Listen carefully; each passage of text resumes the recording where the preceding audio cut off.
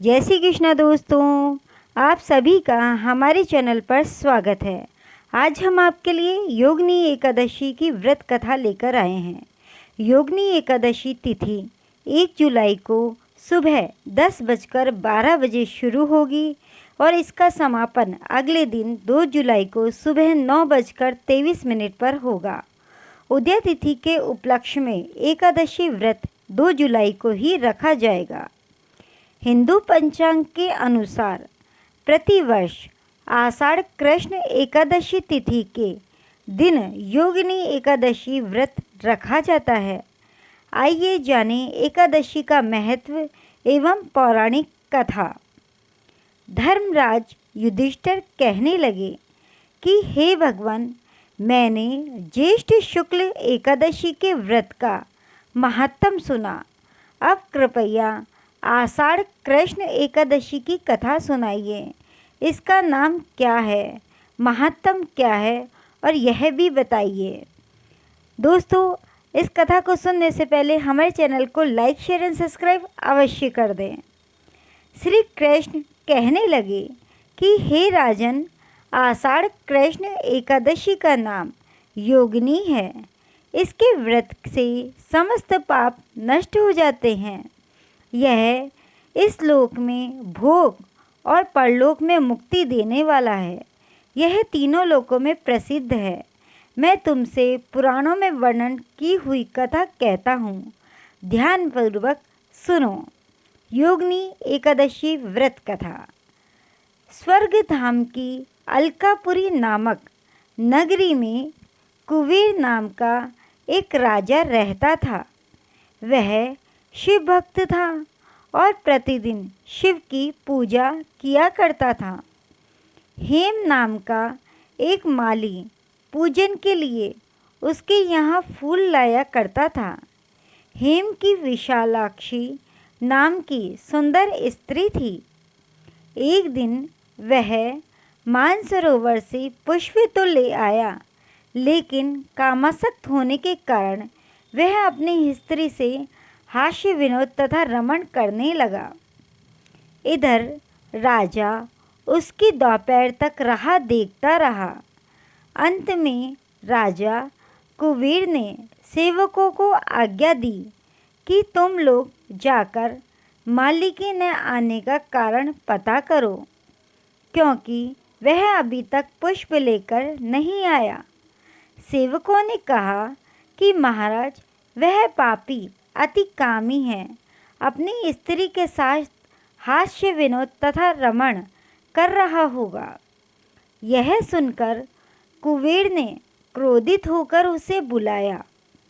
हेममाली राजा के भय से कांपता हुआ उपस्थित हुआ। राजा कुबेर ने क्रोध में आकर, अरे पापी, नीच, कामी, तूने मेरे परम पूजनीय ईश्वरों के ईश्वर श्री शिवजी महाराज का अनादर किया है, इसलिए मैं तुझे श्राप देता हूँ कि तू स्त्री का वियोग सहेगा और मृत्युलोक में जाकर कोढ़ी होगा। कुबेर के श्राप से हेममाली का स्वर्ग से पतन हो गया और वह उसी क्षण पृथ्वी पर गिर गया। भूतल पर आते ही उसके शरीर में श्वेत कोढ़ हो गया। उसकी स्त्री भी उसी समय अंतर्ध्यान हो गई। मृत्युलोक में आकर माली ने महान दुख भोगे। भयानक जंगल में जाकर बिना अन्न और जल के भटकता रहा। रात्रि को निंद्रा भी नहीं आती थी, परंतु शिवजी की पूजा के प्रभाव से उसको पिछले जन्म की स्मृति का ज्ञान अवश्य रहा।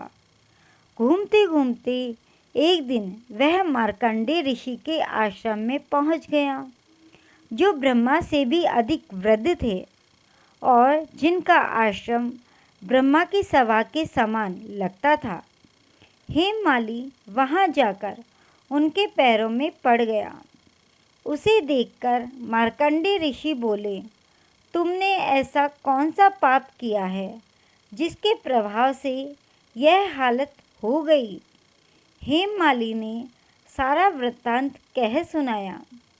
यह सुनकर ऋषि बोले, निश्चित ही तूने मेरे सम्मुख सत्य वचन कहे हैं, इसलिए तेरे उद्धार के लिए मैं एक व्रत बताता हूँ। यदि तू आषाढ़ मास के कृष्ण पक्ष की योगिनी नामक एकादशी का विधि पूर्वक व्रत करेगा तो तेरे सब पाप नष्ट हो जाएंगे। यह सुनकर हेममालिनी ने अत्यंत प्रसन्न होकर मुनि को साष्टांग प्रणाम किया। मुनि ने उसे स्नेह के साथ उठाया। हेममालिनी ने मुनि के कथानुसार विधि पूर्वक योगिनी एकादशी का व्रत किया। इस व्रत के प्रभाव से अपने पुराने स्वरूप में आकर वह अपनी स्त्री के साथ सुखपूर्वक रहने लगा। भगवान कृष्ण ने कहा, हे राजन, यह योगिनी एकादशी का व्रत 88,000 ब्राह्मणों को भोजन कराने के बराबर फल देता है।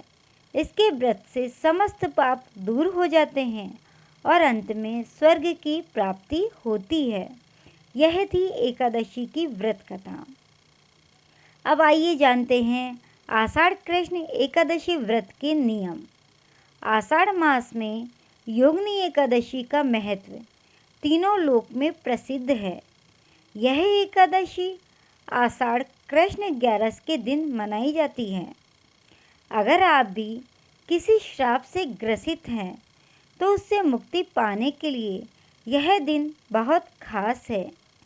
एकादशी व्रत करने के कुछ खास नियम हमारे पौराणिक शास्त्रों में दिए गए हैं, अतः यह व्रत इस प्रकार से किया जाना शास्त्र सम्मत है। आषाढ़ कृष्ण एकादशी के एक दिन पूर्व यानी 10वीं तिथि को रात्रि में एकादशी व्रत करने का संकल्प करना चाहिए। अगले दिन सुबह स्नान आदि सभी क्रियाओं से निवृत्त होकर भगवान श्री हरि विष्णु तथा लक्ष्मी नारायण जी के स्वरूप का ध्यान करते हुए शुद्ध घी का दीपक, नैवेद्य, धूप, पुष्प तथा फल आदि पूजन सामग्री लेकर पवित्र एवं सच्चे भाव से पूजा अर्चना करना चाहिए। इस दिन गरीब, असहाय अथवा भूखे व्यक्ति को अन्न का दान भोजन कराना चाहिए तथा प्यास से व्याकुल व्यक्ति को जल पिलाना चाहिए। रात्रि में विष्णु मंदिर में दीपदान करते हुए कीर्तन तथा जागरण करना चाहिए। एकादशी के अगले दिन द्वादशी तिथि को अपनी क्षमता अनुसार ब्राह्मण तथा गरीबों को दान देकर पालना करना शास्त्र सम्मत माना गया है। ध्यान रहे कि इस व्रत में पूरा दिन अन्न का सेवन निषेध है तथा केवल फलाहार करने का ही विधान है। दशमी से लेकर पारना होने तक का समय सत्कर्म में बिताना चाहिए तथा ब्रह्मचार्य व्रत का पालन करना चाहिए। वर्तमान समय में यह व्रत कल्पतरु के समान है तथा इस व्रत के प्रभाव से मनुष्य के सभी कष्टों दूर होते हैं तथा हर तरह के श्राप तथा समस्त पापों से मुक्ति दिलाकर यह व्रत पुण्य फल प्रदान करता है। अब आइए जानते हैं योगिनी एकादशी की पूजन विधि कि हमें इस दिन किस तरह से पूजा करना चाहिए। योगिनी एकादशी से जुड़ी एक मान्यता के अनुसार इस दिन स्नान के लिए धरती माता की रज यानी मिट्टी का इस्तेमाल करना शुभ होता है। इसके अलावा स्नान के पूर्व तिल के उपटन को शरीर पर लगाना चाहिए। एकादशी के दिन सुबह स्नान आदि से निवृत्त होकर व्रत शुरू करने का संकल्प लें। तत्पश्चात पूजन के लिए मिट्टी का कलश स्थापित करें।